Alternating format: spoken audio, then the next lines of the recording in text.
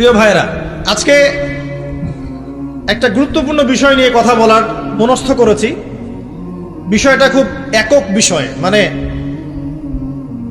সমাজের অনেক অসুবিধা নিয়ে আমরা কথা বলি, রাষ্ট্রের অনেক অসুবিধা নিয়ে কথা বলি, বিশ্ব নিয়ে কথা বলি, আমরা অনেক বড় বড় বিষয় নিয়ে কথা বলি, কিন্তু একটা গুরুত্বপূর্ণ বিষয় ছুটে যায়, যেটার গুরুত্ব এগুলোর চাইতে অনেক বেশি। যে বিষয়টা সংশোধিত না হলে বাকি বিষয়গুলো সংশোধন কাম্য নয়।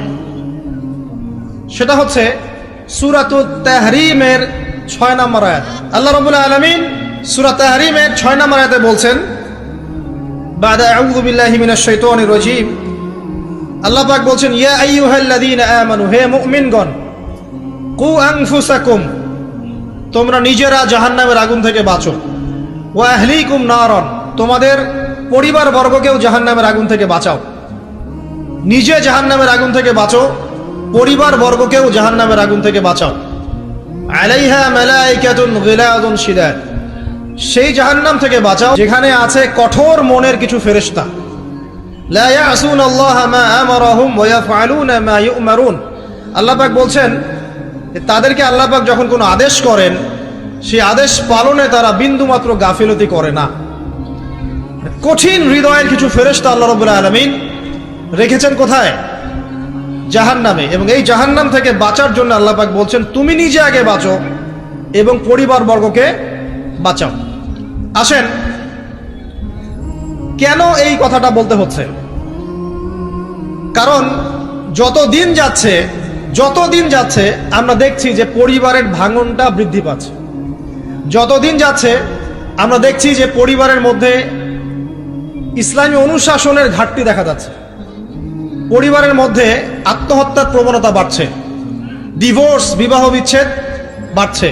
পরিবারের মধ্যে সন্তানরা বেলাইনে চলে যাচ্ছে, পিতা মাতার কোনো খোঁজ নাই। পরিবারের মধ্যে বেপরদামি বাড়ছে। সুন্নাহ, রাসূল সাল্লাল্লাহু আলাইহি ওয়াসাল্লামের সুন্নত পরিবার থেকে উঠে যাচ্ছে। পরিবারগুলো এখন এক একটা জাহান্নামের টুকরায় পরিণত হয়েছে। যে পরিবারগুলো ইসলামিক আদর্শে চলছে সেগুলোর মধ্যেও অনেক ফিতনা এখন ঢুকে গেছে।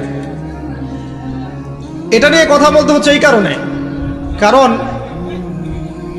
পরিবার হচ্ছে একটা সমাজের গঠন একক। একটা সমাজ গঠিত হয় পরিবার নিয়ে। তো পরিবারগুলো যদি জাহান্নামের টুকরা হয়ে যায় তো ওই সমাজটাও দেখবেন জাহান্নামের টুকরা হয়ে যাবে। আবার পরিবারগুলো যদি জান্নাতের টুকরা হয় দেখবেন ইনশাআল্লাহ ওই সমাজটাও জান্নাতের টুকরাই হবে ইনশাআল্লাহ। আর এই সমাজগুলোকে নিয়েই কিন্তু দেশ গঠিত হয়। সমাজ যখন পরিবর্তিত হবে, সমাজ যখন জান্নাতি আদর্শে চলবে, তখন দেখবেন দেশটাও জান্নাতি পথে হাঁটছে। আর যদি দেখেন সমাজের মধ্যে জাহান্নামী আমল বেশি, তাহলে বুঝে নেবেন দেশের মধ্যেও জাহান্নামী আমল বেশি। আর এই দেশ নিয়েই বিশ্ব হয়, বিশ্ব গঠিত হয়। দেশগুলো যখন দেখবেন কোরআন সুন্নাহর বাইরে আচরণ করছে, তার মানে পুরো বিশ্ব থেকে ইসলামটা আস্তে আস্তে উঠে যাচ্ছে। তাহলে শুরুটা কোত্থেকে হচ্ছে? ব্যক্তি থেকে। কু আনফুসাকুম, আগে নিজে বাঁচো, 1 নম্বর কথা। নিজে জাহান্নামের আগুন থেকে বাঁচো। 2, তোমার পরিবার বর্গকে বাঁচাও। আমরা এখন বিশ্ব, অর্থনীতি, দেশ এগুলো নিয়ে পরে কথা বলবো। আমরা আগে বলবো নিজের কথা এবং পরিবারের কথা, ঠিক আছে? আসুন, আল্লাহ পাক বলছেন নিজে বাঁচো, পরিবার বর্গকে বাঁচাও। তার মানে আত্মকেন্দ্রিকতার কোনো সুযোগ নাই ইসলামে, যে আমি নিজে বাঁচলাম যথেষ্ট, আর কারো দিকে দেখার দরকার নাই। এই আত্মকেন্দ্রিকতার সুযোগ ইসলামে নাই। পরিবার বর্গকেও বাঁচাতে হবে, এটা আপনার উপর নৈতিক একটা ধর্মীয় দায়িত্ব। আসুন, আমরা প্রথমে কোরআন থেকে দেখি যে কোরআনুল কারীমের মধ্যে এরকম জান্নাতি পরিবারের উদাহরণ আছে কিনা, ঠিক আছে?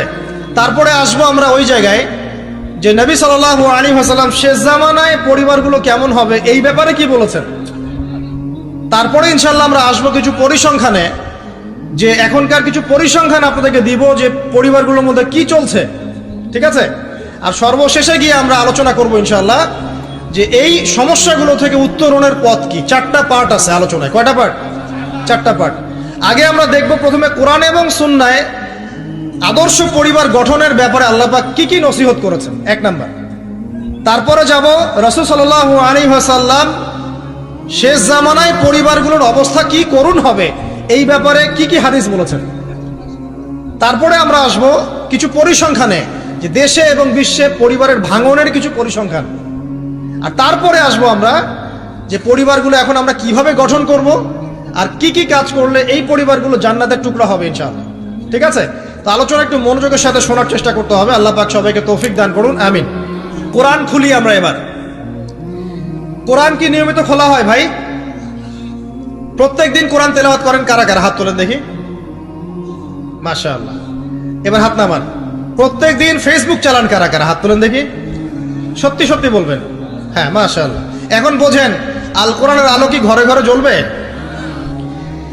যখন প্রথম প্রশ্নের হাত উঠবে কম আর দ্বিতীয় প্রশ্নের হাত উঠবে বেশি, বুঝবেন যে কোরআনের সাথে জনগণের সম্পর্ক কমে গেছে। আর যখন দ্বিতীয় প্রশ্নে হাত উঠবে কম, ফেসবুক চালান কারা কারা? হাত কম, অল্প মানুষ চালায়।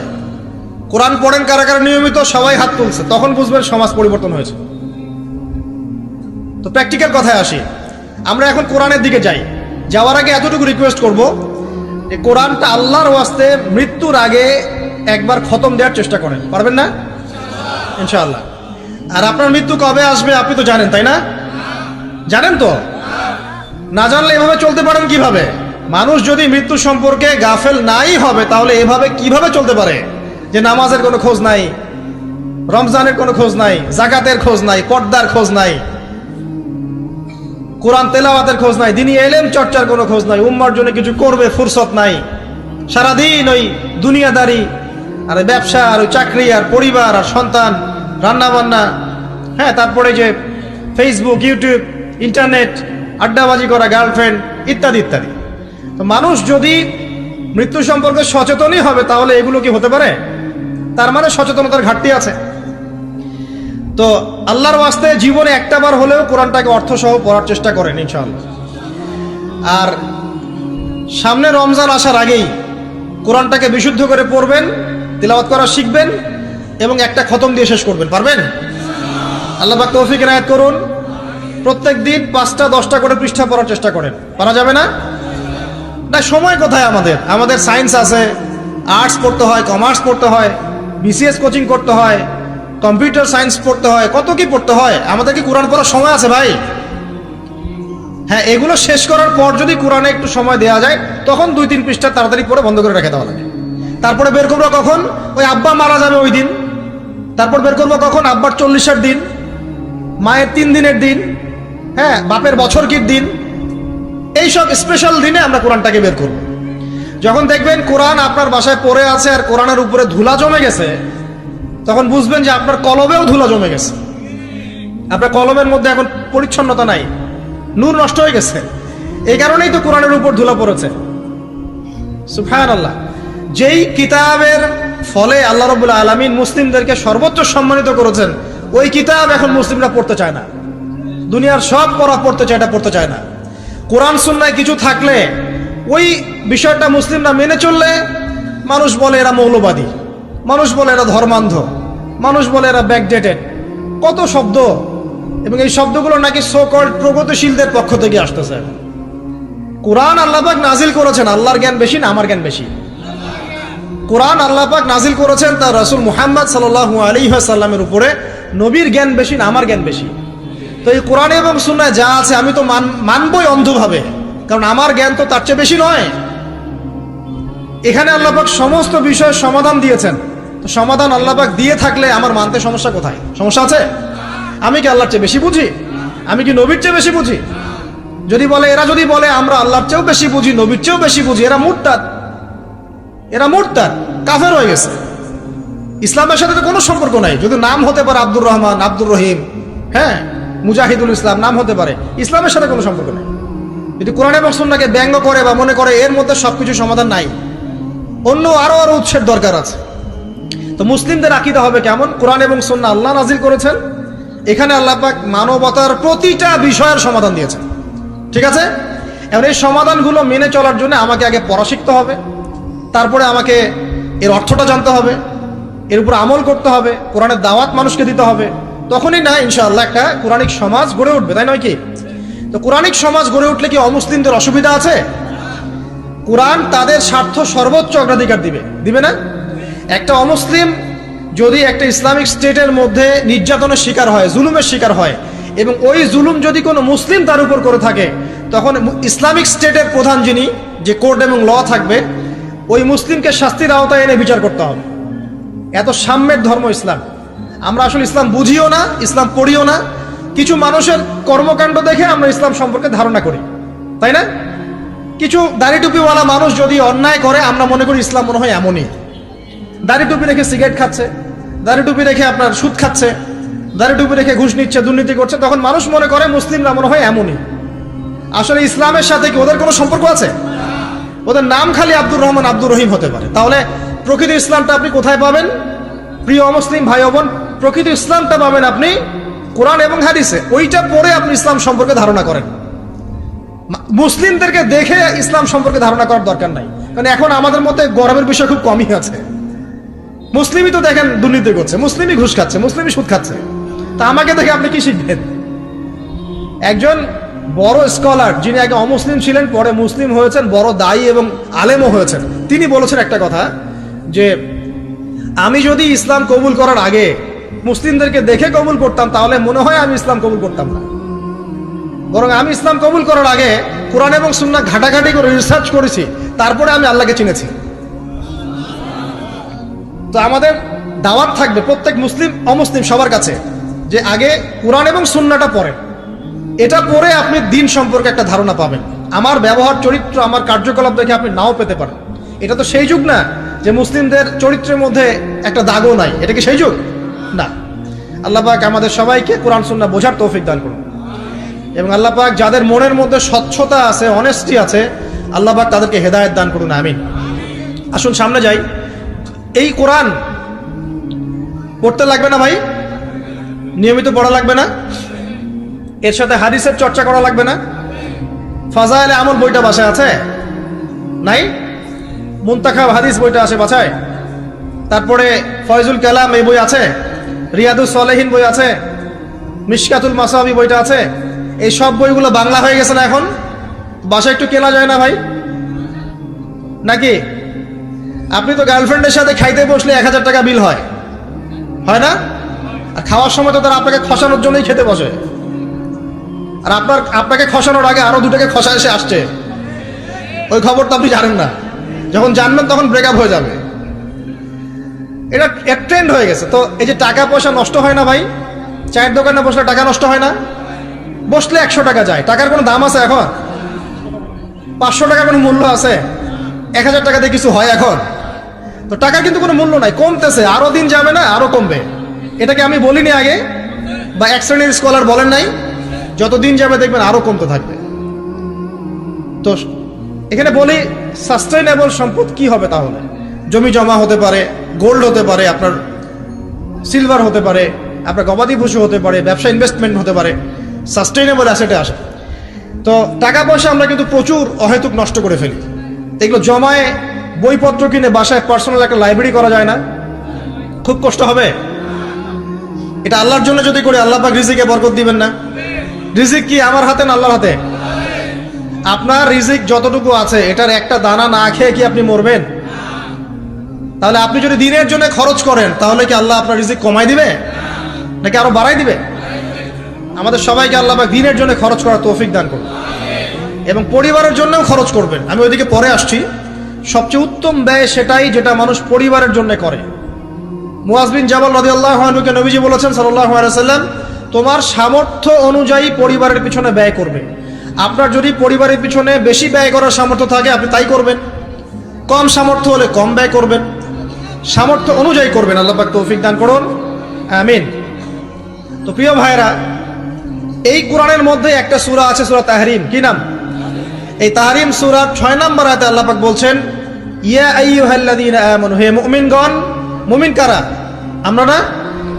মুমিন কারা? যারা আল্লাহকে বিশ্বাস করে, রাসূলকে বিশ্বাস করে, যারা আসমানি কিতাব সমূহে বিশ্বাস করে, ঠিক আছে, রাসূলগণকেও বিশ্বাস করে, আগের রাসূলগণকে বিশ্বাস করে, পরকালে বিশ্বাস করে, জান্নাত জাহান্নাম মিজান পুলসিরাত এগুলোতে বিশ্বাস করে, এবং তাকদীর বা ভাগ্যের ভালো মন্দে বিশ্বাস করে। এরা কি মুমিন না?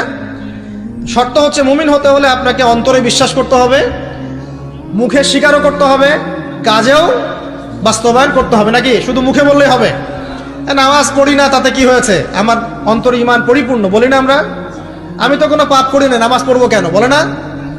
হ্যাঁ, তো নামাজ পড়ে না যদি কেউ বলে যে ভাই নামাজ না পড়ে তো কুফরি, তখন আবার খেপে যায়, আমাকে কাফের কেন বললেন? আপনি বেশি জানেন আমি কাফের না। তো এটা হচ্ছে হঠকারিতা, উদ্ধত আচরণ। তো ঈমানের শর্ত পূর্ণ হতে হলে আমলও তো দরকার আছে নাকি? এখন আমল করতে গিয়ে আপনার কম বেশি হতে পারে, আপনি পাপ করে ফেলতে পারেন। তখন যখনই পাপ হবে উঠে দাঁড়ান, আবার ফিরে আসেন, ওযু করেন, 2 রাকাত নামাজ পড়েন, আবার তওবা করেন, আবার পথ চলেন, পাপ হবে না? পাপ হয়েছে বলে কিন্তু কেউ কাফের হয়ে যাবে না।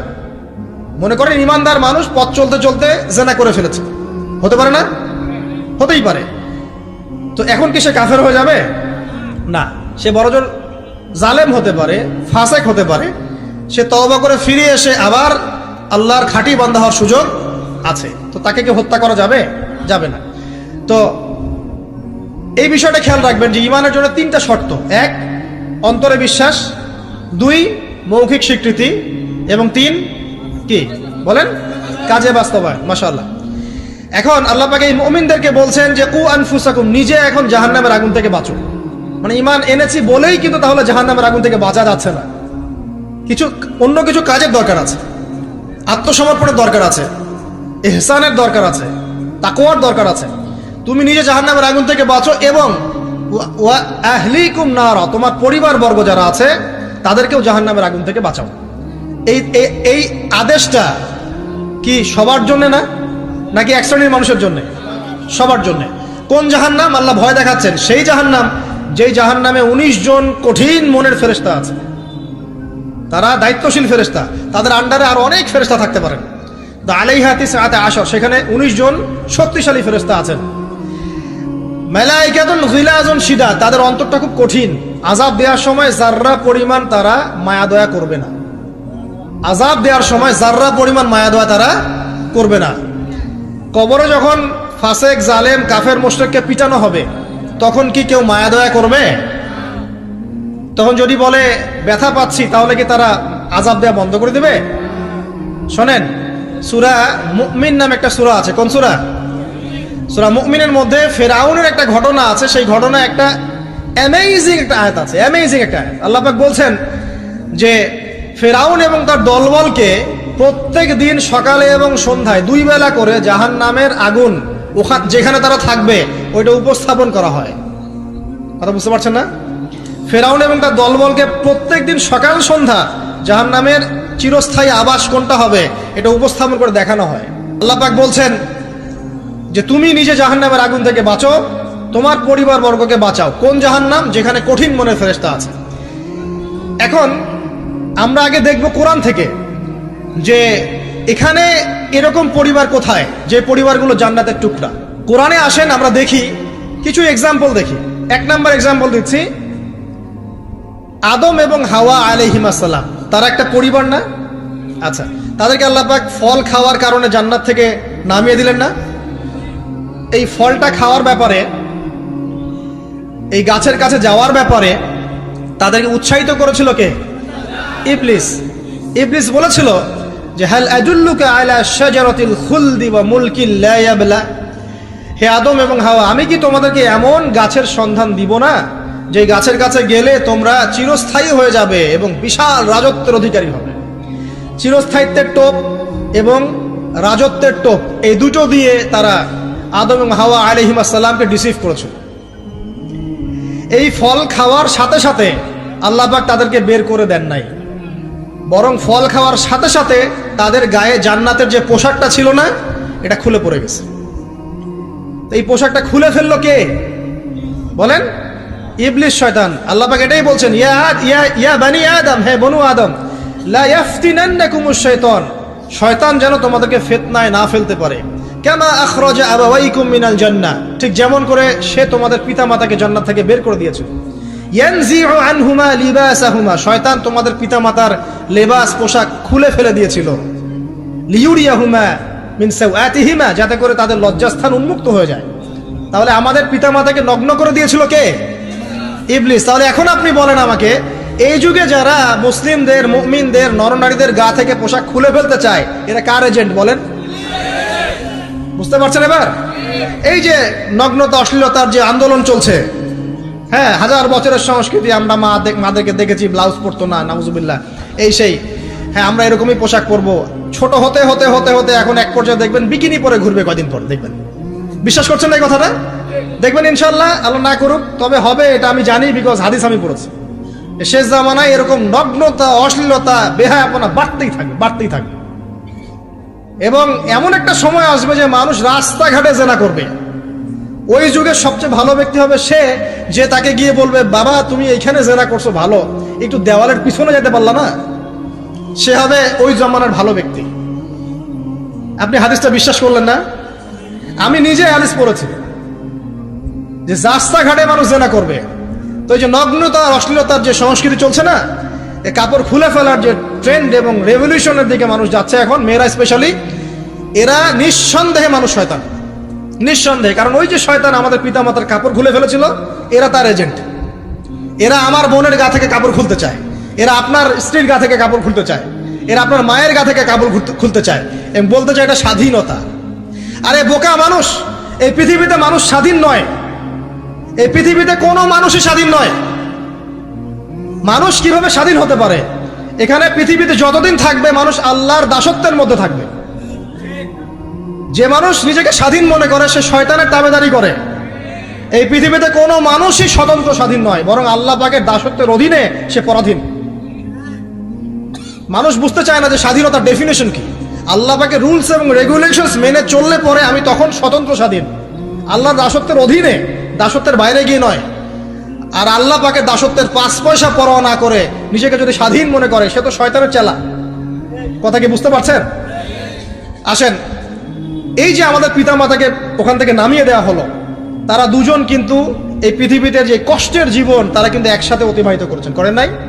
তো এই যে কষ্ট দুঃখ একসাথে পথ চলা, স্বামী স্ত্রীর এই যে একটা বন্ধন, মায়াবী একটা হৃদ্যতার বন্ধন, এটাই হচ্ছে পরিবারের ভিত্তি। আমি আদর্শ পরিবারের দিকে যাচ্ছি আস্তে আস্তে ইনশাআল্লাহ। কোরআন থেকে আপনাকে কয়েকটা দলিল দিচ্ছি। এবার দেখবেন তাদের সন্তান হাবিল কাবিল, ও যে কি হলো, কাবিল হাবিলকে, পড়েন নাই? কাবিল হাবিলকে হত্যা করলো। এখানে হত্যার মূল কারণ কি ছিল? হিংসা। কাবিলের কুরবানি কবুল হচ্ছে না, হাবিলেরটা হচ্ছে। তার মানে বুঝলাম পৃথিবীতে ফাসাদ ছড়িয়ে পড়বে, পরিবারে ফাসাদ ছড়িয়ে পড়বে, তার অন্যতম একটা কারণ হচ্ছে ঈর্ষা বা হিংসা। আসলে ঈর্ষা হিংসা এক জিনিস নয়, এখানে মূল কারণ হচ্ছে হিংসা। তো আমাদের পরিবার জান্নাতের টুকরা হবে ইনশাআল্লাহ যদি স্বামী স্ত্রীর মধ্যে হিংসা না থাকে, পরিবারের সদস্যদের মধ্যে পরশ্রী কাতরতা না থাকে। একটু মনোযোগ দেন। তারপরে সামনে যান, ওই যে নূহ আলাইহিস সালামের নাম শুনেছেন? আচ্ছা, কত বছর দাওয়াত দিয়েছেন বলেন? এই তো মাশাআল্লাহ 950 বছর। 950 বছর দাওয়াত দেওয়ার পর 40 বা 80টা পরিবার ইসলাম কবুল করেছে। বাকিরা আল্লাহ পাকের গজবে ডুবে গেছে। এখন ডুবে যাওয়ার মধ্যে কি তার ছেলেও ছিল না? নূহ আলাইহিস সালাম আল্লাহকে বলছেন, আল্লাহ ইন্নাহু মিন আহলি, সে আমার পরিবারের একজন, তাকে হেফাজত করে বাঁচাও, আল্লাহ মাফ করে দাও। আল্লাহ পাক বলছেন লাইসা মিন আহলিক, সে তোমার পরিবারের কেউ না। এখান থেকে আরেকটা দলিল দেই, লুত, কওমে লুতের নাম শুনেছেন? ওটা সমকামী, ছেলে ছেলে বিয়ে করে, যেটা এখন ছড়িয়ে পড়ছে দিন দিন। প্রতি 10 জনের মধ্যে নাকি একজন এখন মনে করে যে ছেলে ছেলে বিয়ে করা যায়, নাউজুবিল্লাহ। এবং এর এই সভ্যতাটার ধারক বাহক হচ্ছে পশ্চিমারা। ওখানে অনেক আগেই এগুলো চালু হয়ে গেছে। আমেরিকাতে তো চালু আছেই, ব্রিটেনে আছে, কানাডায় আছে, অস্ট্রেলিয়া আছে, আমাদের ভারতেও আছে।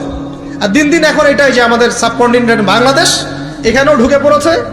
এবং এদের সংগঠন আছে, এদের পতাকা আছে, পতাকার মধ্যে রংধনুর সাইন আছে। হ্যাঁ, এরা এখন বাক স্বাধীনতার কথা বলে। তো ছেলে ছেলে, কিন্তু মেয়ে মেয়েও যে বিয়ে করে এটা কোরআনে পাই নাই। এখন দেখছি মেয়ে মেয়েও বিয়ে করে।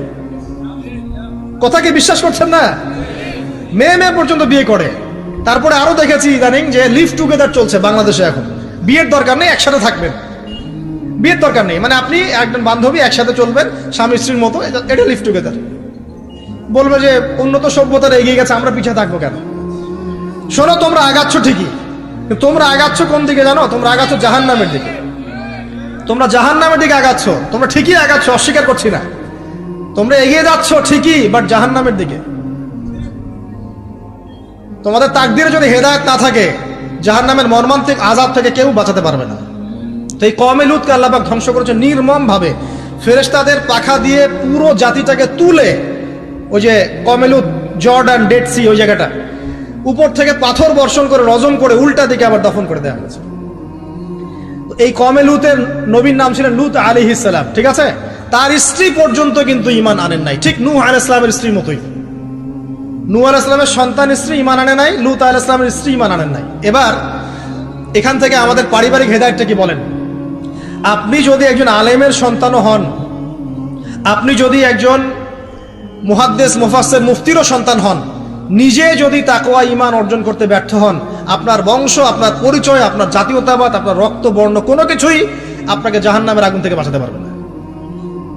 এই জন্য নবী সাল্লাল্লাহু আলাইহি ওয়াসাল্লাম তার কলিজার টুকরা মেয়ে ফাতিমা রাদিয়াল্লাহু আনহাকে বলছেন, হে ফাতিমা, দুনিয়াতে আমার কাছে যা চাওয়ার তুমি চেয়ে নাও, পরকালে আমি তোমার কিন্তু কোনো হেল্প করতে পারবো না। কিন্তু আমরা জানি নবী সাল্লাল্লাহু আলাইহি ওয়াসাল্লাম সবার জন্য আমভাবে সুপারিশ করবেন। তিনি তার স্ত্রী আয়েশা রাদিয়াল্লাহু আনহাকে কাঁদতে দেখে বলছেন, হে আয়েশা, কি জন্য কাঁদছো? আয়েশা রাদিয়াল্লাহু আনহা বলছেন, আল্লাহর আযাবের ভয়ে কাঁদছি হে ইয়া রাসূলুল্লাহ। নবী সাল্লাল্লাহু আলাইহি ওয়াসাল্লাম বলছেন, আয়েশা, তিনটা জায়গা থাকবে কিয়ামতের মাঠে যখন আমিও তোমাকে চিনতে পারবো না, তুমিও আমাকে চিনতে পারবে না। এক, যখন আমলনামা ছুড়ে দেওয়া হবে, ইকরা কিতাবাক ওয়া কাফা বিনাফসিকা আল-ইয়াওমা আলাইকা হাসিবা, কেউ কাউকে চিনবে না, সবাই ইয়া নাফসি ইয়া নাফসি। একটা হচ্ছে পুলসিরাত পার হওয়ার সময় কেউ কাউকে চিনবে না, ইয়া নাফসি। আরেকটা হচ্ছে যখন আমলনামা ওজন করা হবে মিজান, কেউ কাউকে চিনবে না। এখন যাদেরকে আপনার আপন মনে হচ্ছে না, আমি একটা কথা অনেকদিন বলেছি যে আল্লাহ সুবহানাহু ওয়া তাআলা ছাড়া ইহকাল পরকালে আমাদের প্রকৃত আপন কেউই নাই। কথা বুঝতে পারছেন না? না, সময় হোক বুঝতে পারবেন। এই যে যাদের কথা চিন্তা করে আপনি দুর্নীতি করছেন, ঘুষ খাচ্ছেন, সুদ খাচ্ছেন, এরা আপনাকে চিনবে না মরার পরেই। আপনি মারা যাবেন, এরা আপনাকে চিনবে না পরকালে। তখন যদি আপনি বলেন, হে আল্লাহ, আমি ওদের স্বার্থে সুদ খেয়েছি, পরিবার দেখাশোনা করার জন্য ঘুষ নিয়েছি, দুর্নীতি করেছি, ওরা উল্টা বলবে যে আল্লাহ, একে তো আমি নিতে বলি নাই, ওকে তো আমি নিতে বলি নাই, ওর হিসাব ও দিবে, আমি এসবের মধ্যে নাই। আপনার স্ত্রী আপনাকে কথা বলবে, ইয়াউমা ইয়াফিরুল মারউ মিন আখি, ভাই ভাই থেকে দৌড় দিয়ে পালাবে ওই দিন।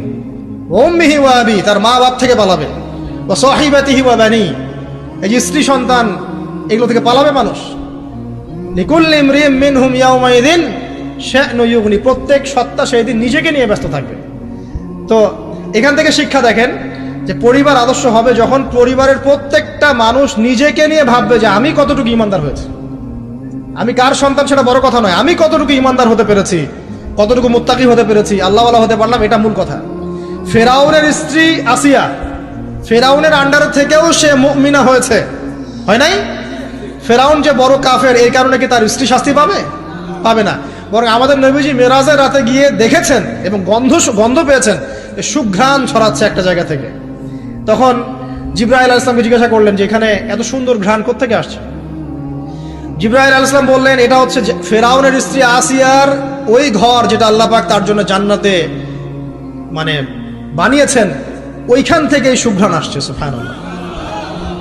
তার মানে এখানে আমরা শিখলাম নিজের চরকায় তেল দিতে হবে, নিজে আমাকে নামাজ পড়তে হবে, নিজেকে আমল করতে হবে, নিজেকে দিনের জন্য কিছু করতে হবে, নিজেকে পর্দা করতে হবে। পরিবারের সদস্যদের দিকে তাকানোর এখন সময়, আগে নিজে। না হলে নবী পরিবারের সদস্য হয়েও দেখেন জাহান্নামে মানুষ যাচ্ছে। এবার সামনে যাই, চলেন। ইব্রাহিম আলাইহিস সালাম নাম শুনেছেন? আচ্ছা, তার বাবা কি করতেন? বড় পুরোহিত ছিলেন। আর যেখানে শিরক সেখানেই দেখবেন ইব্রাহিম, যেখানেই কুফর সেখানেই মুহাম্মদ সাল্লাল্লাহু আলাইহি ওয়াসাল্লামের জন্ম হয়, এটাই নিয়ম। তো সেখানে আল্লাহ পাক জন্ম দিলেন ইব্রাহিম আলাইহিস সালামকে, যিনি তার পিতাকে নসিহত করছেন, আব্বা তুমি কেন লিমা তা'বুদু, তুমি কেন এমন এক সত্তার ইবাদত করো, মা লা ইয়াসমাউ, যে শুনতেও পারে না, ওয়ালা ইউবসিরু, সে দেখতেও পারে না, ওয়ালা ইউগনি আনকা শাইআ, সে তোমার কোনো উপকারও করতে পারে না, ক্ষতিও করতে পারে না। ইভেন তোমার স্ট্যাচুর গায়ে একটা মাছি যদি বসে, এটাকে সে নিজে সরাতেও পারে না, তার কোনো ক্ষমতা নাই। এখন তুমি কেন বাবা এর ইবাদত করছো? ইব্রাহিম আলাইহিস সালাম বলছেন। তখন তার বাবা বলছেন, আনতা রাগিবুন আন আলিহাতিনা ইয়া ইব্রাহিম, হে ইব্রাহিম, তুমি কি আমাদের এই উপাস্যদের থেকে মুখ ফিরাচ্ছ? যদি তুমি ফিরে না আসো তাহলে আমি তোমাকে বাসা থেকে বের করে দিব, তোমার মাথা পাথর দিয়ে মেরে ফাটিয়ে ফেলবো। তো ইব্রাহিম আলাইহিস সালাম তর্ক করলেন না, বললেন সালামুন আলাইক, আপনার উপর শান্তি বর্ষিত হোক। এই বলে তিনি বাসা থেকে বের হয়ে গেলেন। খেয়াল করে দেখেন, যুবক ছেলে ইব্রাহিম, সে তার পিতাকে দাওয়াত দিল, তার পিতা একজন বড় শিরকের কারিগর, যে তার দাওয়াত কবুল করলো না। কিন্তু ইব্রাহিম আলাইহিস সালাম কিন্তু মিথ্যার সাথে সত্যের আপোষ করলেন না। তিনি প্রয়োজনে একা চলে গেলেন বাড়ি থেকে, তারপরেও আল্লাহর আনুগত্য ছাড়লেন না। পরিবারের হেদায়েত এখানে নাই, আছে। আরো সামনে যান, ইব্রাহিম আলাইহিস সালামের একজন স্ত্রীর নাম কি? হাজেরা। আরেকজনের নাম কি? সারা। সারা আলাইহিস সালাম থাকেন ওই যে শামে, প্যালেস্টাইন। আর হাজেরা আলাইহিস সালামকে রেখে আসা হয়েছে কোথায়? মক্কায়। এই যে এখানে জামজাম কূপ তৈরি হলো, এখানে হাজেরা আলাইহিস সালামকে রেখে যাওয়ার সময় তিনি বলছেন যে আমাদেরকে এই জনমানব শূন্য জায়গায় কেন রেখে যাচ্ছেন ইব্রাহিম? চুপ করে আছেন। আবার জিজ্ঞাসা করছেন, আবার চুপ করে আছেন। এবার তিনি বলছেন হাজেরা আলাইহিস সালাম যে আপনি কি আল্লাহর আদেশেই কাজ করছেন?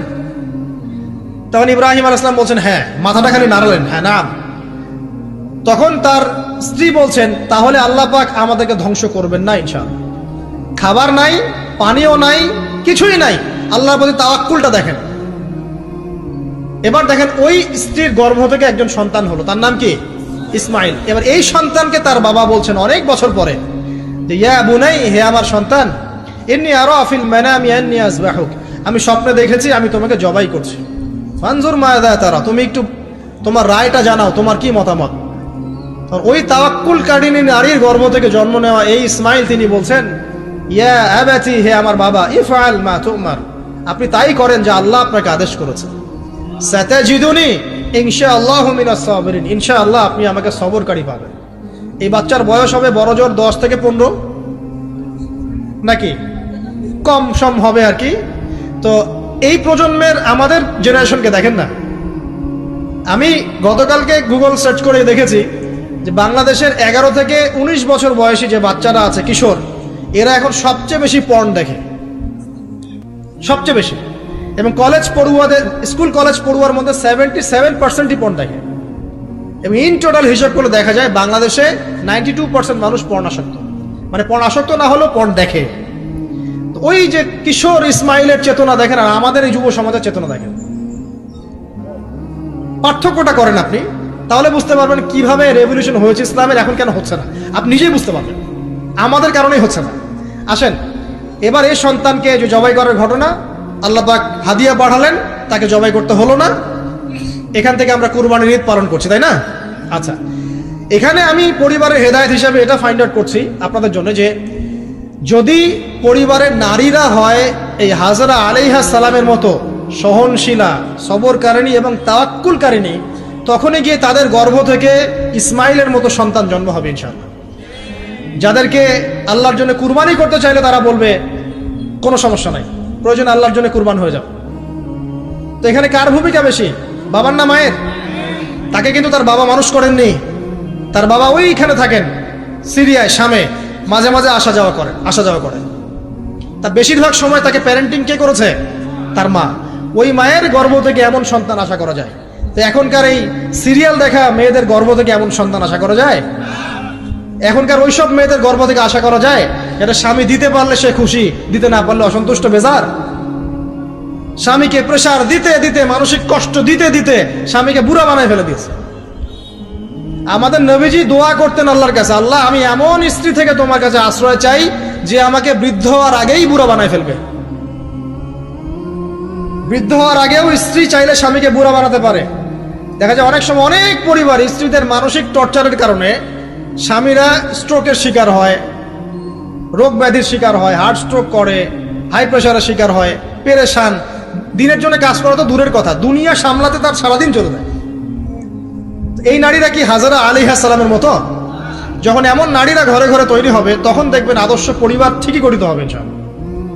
তো বিয়ে করলে এই ধরনের মেয়েকে করবেন। রূপের সৌন্দর্য দেখে, টাকা পয়সা দেখে আর অন্যান্য বিষয়গুলো দেখে এত বেশি ইমপ্রেসড হওয়ার দরকার নেই। আপনি দেখবেন দিনদারিতা আছে কিনা। এবং দিনদারিতা কিন্তু শুধু বোরখার মধ্যেই থাকে না। আপনাকে কথা বলে প্রশ্ন উত্তরের মাধ্যমে পাত্রী দেখার সময় এগুলো যাচ করতে হবে। আপনাকে ওর মাকে দেখতে হবে, তার মা কেমন, কোন মায়ের সন্তান সে, তার মায়ের আকীদা কেমন, তার মা কেমনে চলাফেরা করে, ওর নানি কেমন, ওর পরিবারের সদস্যরা কেমন, এগুলো দেখে মেয়ে চুজ করবেন। এই যে নসিহতগুলো করছি, যারা আনম্যারিড তোমার জন্য এগুলো শোনার চেয়ে বেশি দামি। এই ডিসিশনটা এত গুরুত্বপূর্ণ যে জীবনে যদি এটাতে ভুল করে ফেলেন কখনো, সারাটা জীবন আপনাকে এই বোঝা টানতে হবে। এবং এমন কষ্ট আসবে যেটা আপনার ওই যে বিয়ের পর নতুনত্বর সাময়িক। তিনি একজন বিজ্ঞ মানুষ ছিলেন, অনেকে বলেছেন নবী ছিলেন, কেউ বলেছেন নবী ছিলেন না। যাই হোক, তিনি তার সন্তানকে কিছু নসিহত করছেন। কি চমৎকার নসিহত! তিনি সন্তানকে নসিহত করছেন, ইয়া বুনাইয়া, হে আমার ছোট্ট বৎস, লা তুশরিক বিল্লাহ, তুমি আল্লাহর সাথে কাউকে শরীক করো না। ইন্না শিরকা লা যুলমুন আযীম, কারণ শিরক হচ্ছে মহান জুলুম। ছোট্ট একটা বাচ্চা শিরকের বোঝেটা কি কিছু বোঝে? আমরা আমাদের ছোট বাচ্চা থেকে কি শিখাই? জীবনে বড় হওয়া, প্রতিষ্ঠিত হওয়া, ইত্যাদি ইত্যাদি, তাই না? কিন্তু এখানে দেখেন লুকমান হাকিম আলাইহিস সালাম, তিনি তার সন্তানকে শিরকের শিক্ষা দিচ্ছেন। পিতামাতার খেদমত করবে, তাদের অবাধ্য হবে না, সৎ কাজের আদেশ করবে, অসৎ কাজে নিষেধ করবে, ঠিক আছে? বিপদে পড়লে সবর করবে, গাধার মতো উচ্চস্বরে কথা বলবে না। এই নসিহতগুলো করছেন লুকমান তার সন্তানকে আলাইহিস সালাম। তো এখান থেকে প্যারেন্টিং পাচ্ছেন না, যে আপনি আপনার সন্তানকে, পরিবারের সদস্যদেরকে কি নসিহত করবেন? এবার কোরআনের পাতায় পাতায় আছে। ইয়াকুব আলাইহিস সালাম তার সন্তানদেরকে নসিহত করছেন, আমার পরে তোমরা কার ইবাদত করবে? তারা বলছে আমরা আল্লাহর ইবাদত করবো ইনশাআল্লাহ তাআলা।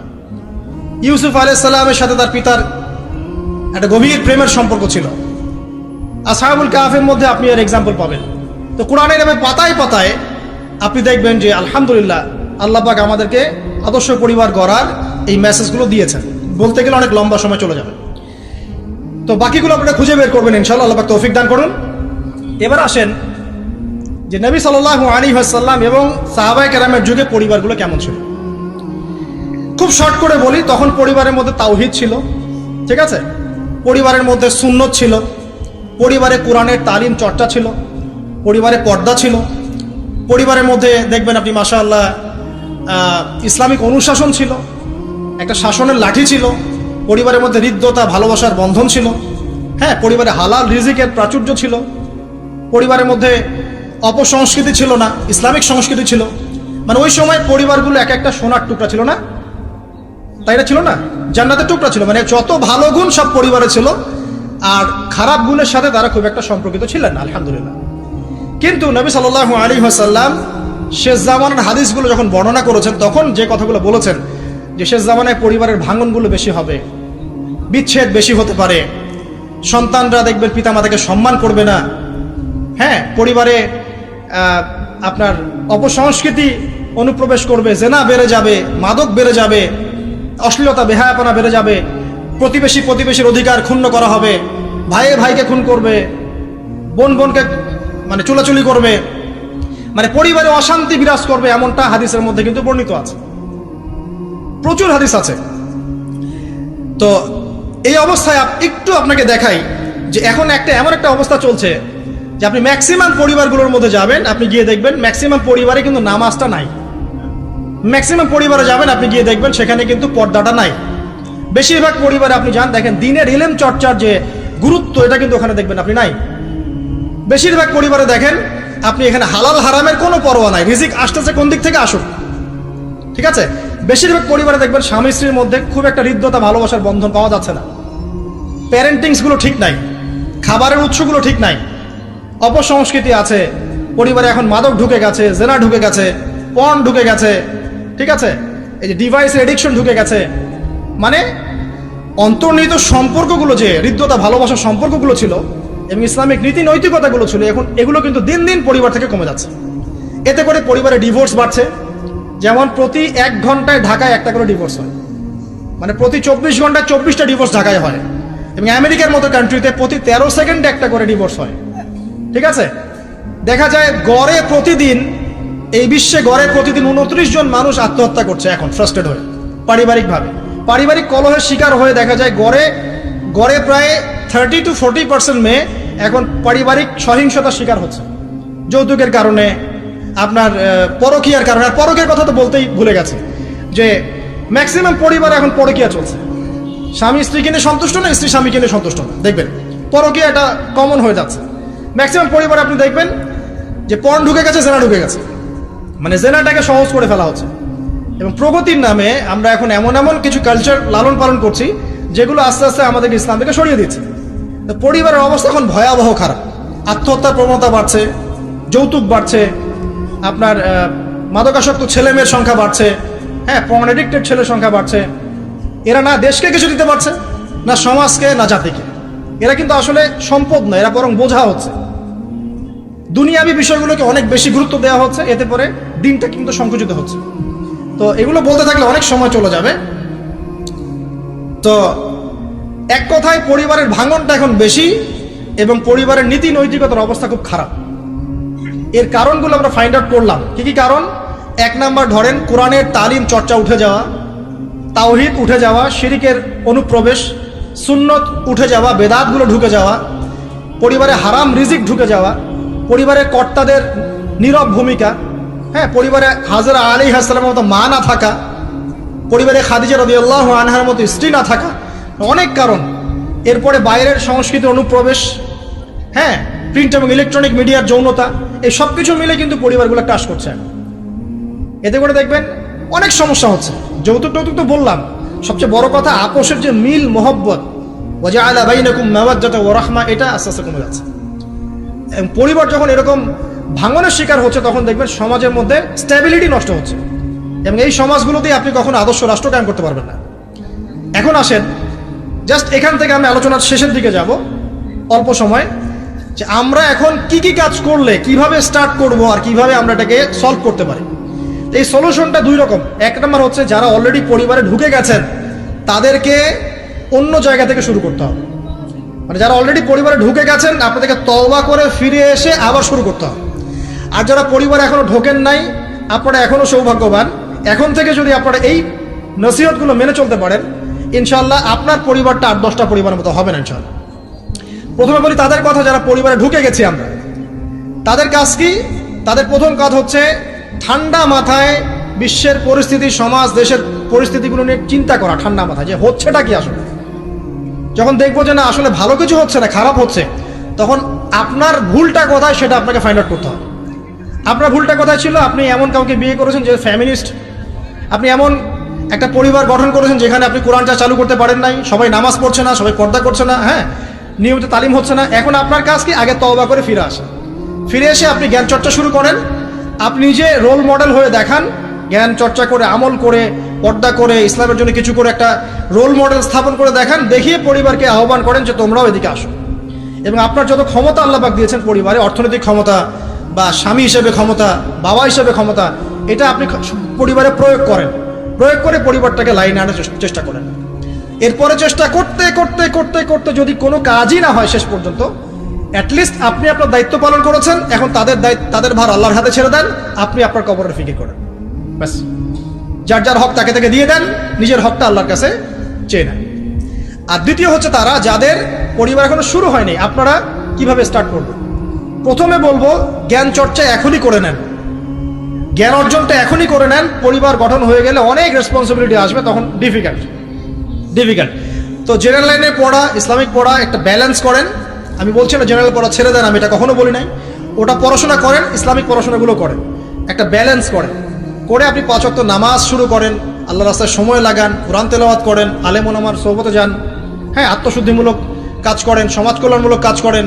পাশাপাশি আরও বলবো যে দিনই কাজে ব্যস্ত থাকেন, ভালো কাজে ব্যস্ত থাকেন। এভাবে নিজের ভিতরটাকে আগে পরিশুদ্ধ করে নেন। এরপর আপনি একটা হালাল রিজিকের চেষ্টা করেন, একটা হালাল পবিত্র রিজিক হোক, সেটা কৃষিকাজ। লজ্জার কিচ্ছু নাই, কৃষিকাজ লজ্জার কোনো প্রফেশন নয়, গর্বের প্রফেশন। কারণ আল্লাহ পাক বহু নবীকে রাখালি করিয়েছেন, পশুপালন করিয়েছেন। জানেন, মুসা আলাইহিস সালামকে আল্লাহ পাক পশুপালন করিয়েছেন 8 বছর 10 বছর। এগুলো কোনো লজ্জার প্রফেশন নয়, এটা গর্বের প্রফেশন। আপনি হালাল রিজিক, অর্থনীতি হোক, আপনার কৃষিভিত্তিক হোক, বা ব্যবসা করেন হালাল কোনো, বা গভর্নমেন্ট জব, বড় বড় গভর্নমেন্ট জবের জন্য ট্রাই করেন, সেটাও ভালো। যদি না পান, বেসরকারি জব পান, আলহামদুলিল্লাহ। খেয়াল রাখবেন, জব করতে গিয়ে, ব্যবসা করতে গিয়ে এবং রিজিকের সন্ধান করতে গিয়ে আপনার নামাজ যেন ছুটে না যায়, আপনার রিজিকে হারাম যেন ঢুকে না যায়, আপনাকে যেন সুদ খেতে না হয়, আপনাকে যেন ফ্রি মিক্সিংয়ে যেতে না হয়, এগুলো খেয়াল রাখেন।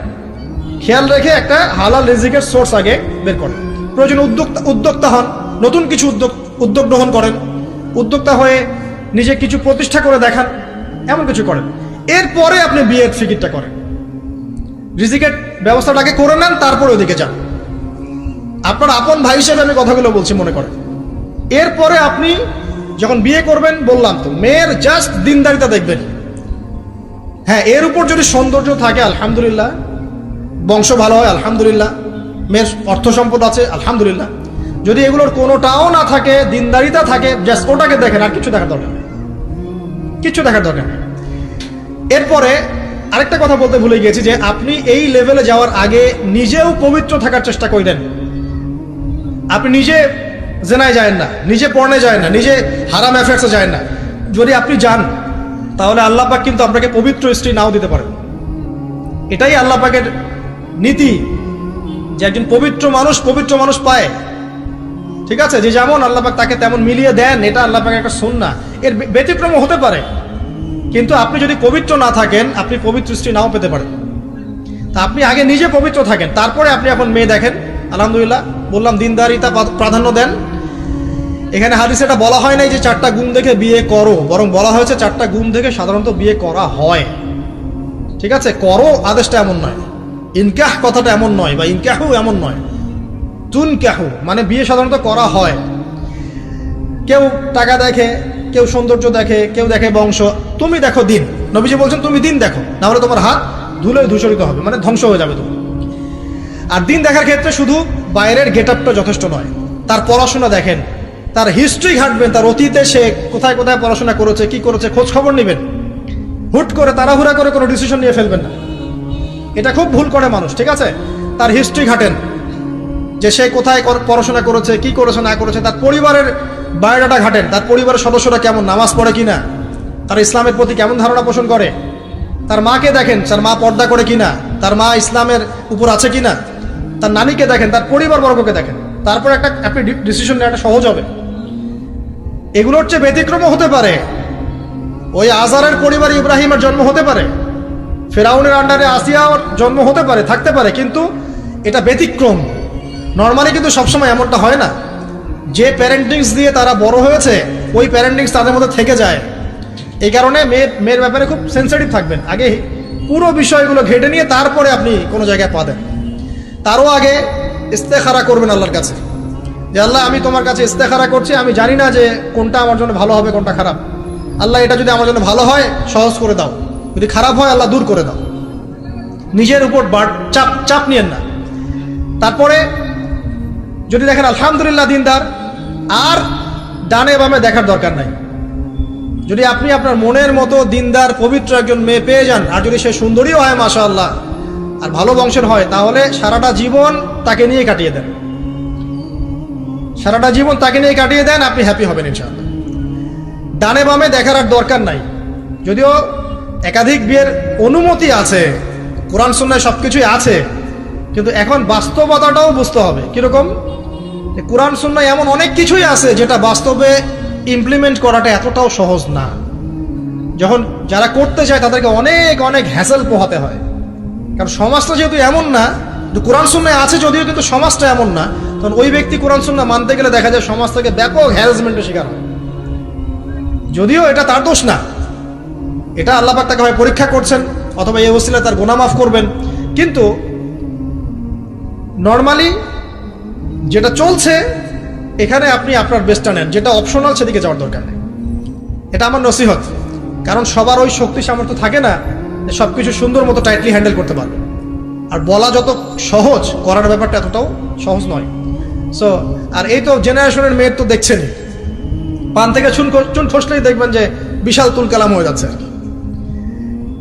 তো যদি আপনাকে আল্লাহ পাক আপনার পবিত্রতার কারণে, আপনার ঈমান আমলের কারণে খুশি হয়ে এমন একজন দিনদার, নেককার, পুণ্যবতী, সুন্দরী, সুশ্রী স্ত্রী দিয়ে দেন, আর ডানে বামে কখনো দেখবেন না, একদম তাকে নিয়ে পুরো লাইফটা কাটিয়ে দেবেন, ঠিক আছে?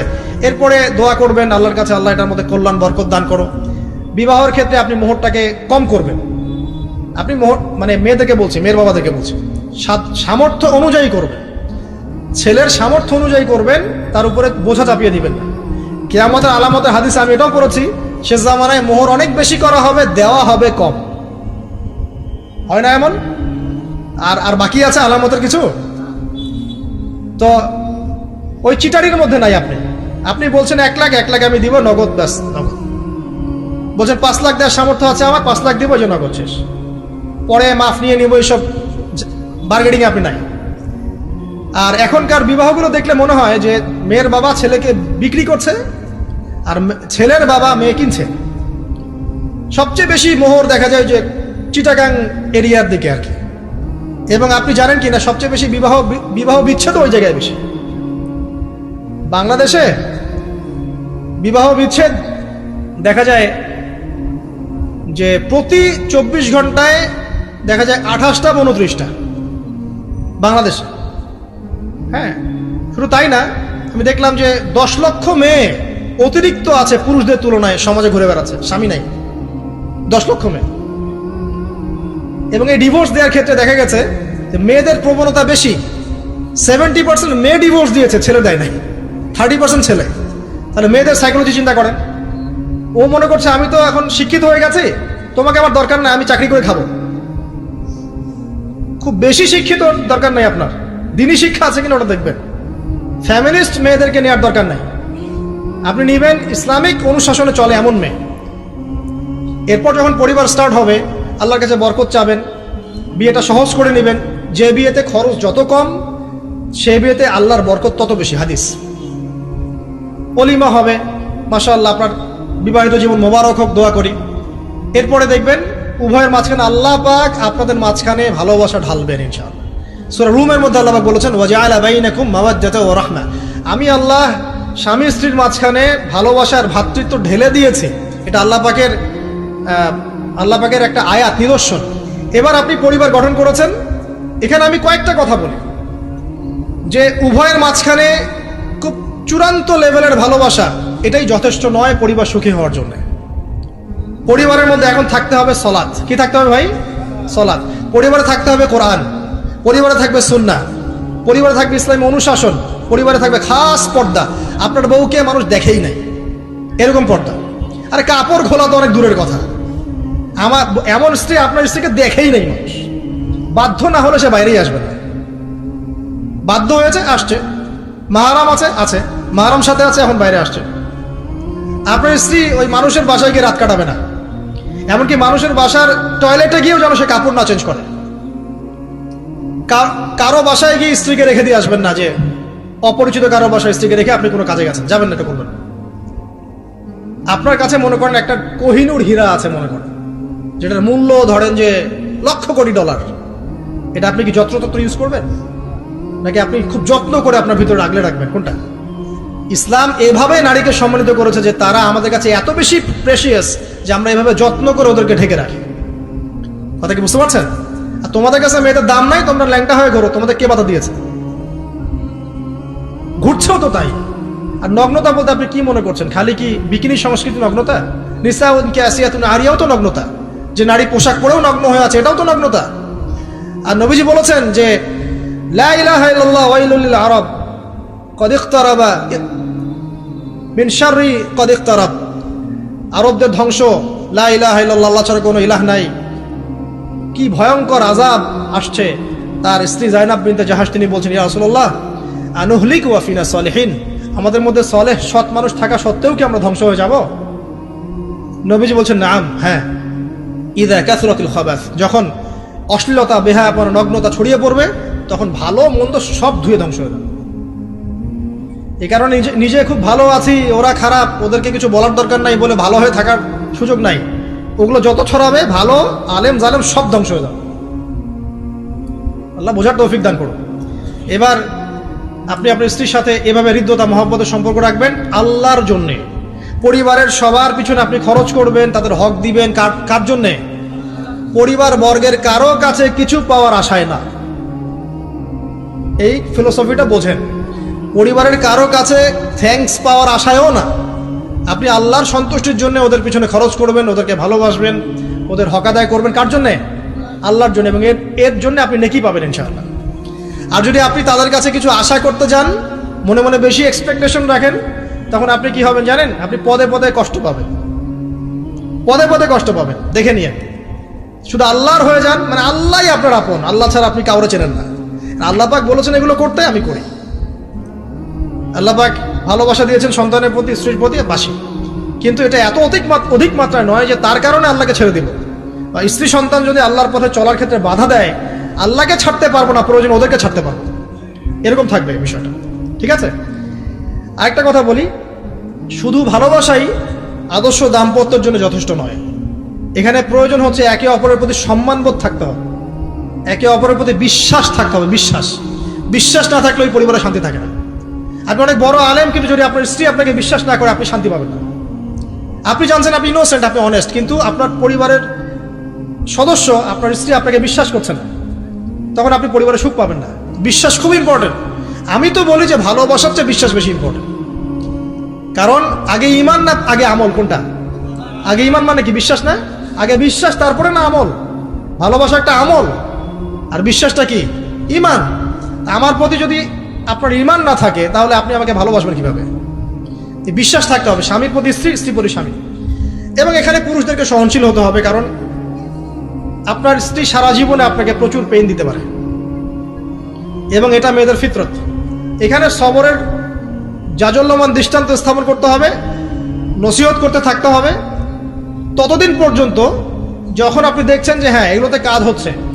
যদি করতে করতে করতে করতে কাজ না হয়, দেখা যায় এই ফিতনায় জর্জরিত থেকে আপনার দিনের পথে চলাটা ব্যাহত হচ্ছে, তখন আপনার উচিত হবে আসহাবুল কাহাফের মতো চিন্তা করা। ইশারা দিলাম, যথেষ্ট। পরিবারে পর্দা থাকবে, সন্তান হবে, এখন আলহামদুলিল্লাহ সন্তানদেরকে প্রতিপালন করবেন ওই যে মা হাজারা তার মতো, ওই যে আপনার কি বলবো রাসূলুল্লাহ সাল্লাল্লাহু আলাইহি ওয়াসাল্লামের সাহাবায়ে কেরাম তাদের মতো করে। এমনকি আমাদের নবীজিকে তার চাচা, তার দাদারা যেভাবে লালন পালন করেছেন ভালোবাসা দিয়ে, হৃদ্যতা দিয়ে, এভাবে সন্তানকে ভালোবাসবেন, সন্তানের কথাগুলো শুনবেন, বাচ্চাদেরকে মূল্যায়ন করবেন, বাচ্চারা কি খাবার খাচ্ছে খুব ভালো করে খেয়াল রাখবেন, বাচ্চা নেওয়ার সময় বা বাচ্চা নেওয়ার চেষ্টা করার সময় দোয়া পড়বেন এবং সবসময় সেজদায় নামাজে দোয়া করবেন পরিবারের জন্য, বাচ্চাদের জন্য। আল্লাহ আমার পরিবারের উপর শান্তি দাও, বাচ্চাদেরকে ভালো মানুষ বানাও। রব্বানা হাব লানা মিন আজওয়াজিনা ওয়া যুররিয়াতিনা কুররাতা আয়ুন ওয়াজআলনা লিল মুত্তাকিনা ইমামা। এই দোয়া বেশি বেশি করবেন। রব্বি হাবলি মিনাস সালিহিন বেশি বেশি করবেন। আপনার একটা নেক সন্তান আগামীতে এই উম্মতের দায়িত্ব নিতে পারবে ইনশাআল্লাহ। হাজার হাজার গবাদি পশু দরকার আছে? একটা ইব্রাহিম, একটা ওমর, একটা খালিদ বিন ওয়ালিদ আপনি জন্ম দিয়ে দেখান, ওই একজনই যথেষ্ট ইনশাআল্লাহ। তাআলা পারবেন না ইনশাআল্লাহ? সন্তানের কথা শুনতে হবে। প্যারেন্টিংস একটা বই আছে, বাজারে পাওয়া যায়, কিনে নেন। ওখানে প্যারেন্টিংসের অনেক টিপস আছে। সন্তান কি খাচ্ছে, কার সাথে মিশছে, কোন বন্ধুর সাথে খেলছে, আপনার কোন স্কুল কোন কলেজে পড়ছে, এগুলো খেয়াল রাখতে হবে। কোন ডিভাইস ইউজ করছে, বাসায় সন্তান কি পরিবেশ দেখে বড় হচ্ছে, পিতামাতার মধ্যে ভালোবাসা দেখে বড় হচ্ছে নাকি ঝগড়া দেখে দেখে বড় হচ্ছে, এটা খুব ইফেক্ট করে। সবচেয়ে বড় কথা, সন্তানকে পিছন থেকে আপনাকে বুস্ট আপ করতে হবে। আপনার সন্তানকে আল্লাহ পাক নির্দিষ্ট একটা প্রতিভা দিয়ে পাঠাবেন, হয় সে ভালো লিখতে পারবে, না হলে ভালো বলবে, না হলে ভালো খেলবে, না হলে কিছু একটা ভালো চিন্তা করবে, ভালো আর্ট করবে। ওর প্রতিভাকে ওর উপরে চাপিয়ে দিবেন না। ওর যে প্রতিভা আছে ওই প্রতিভা অনুযায়ী তাকে বেড়ে উঠতে দেন। হাতের আঙ্গুলগুলোকে জোর করে করে টেনে সোজা করার দরকার নাই, আঙ্গুল ভেঙে যেতে পারে।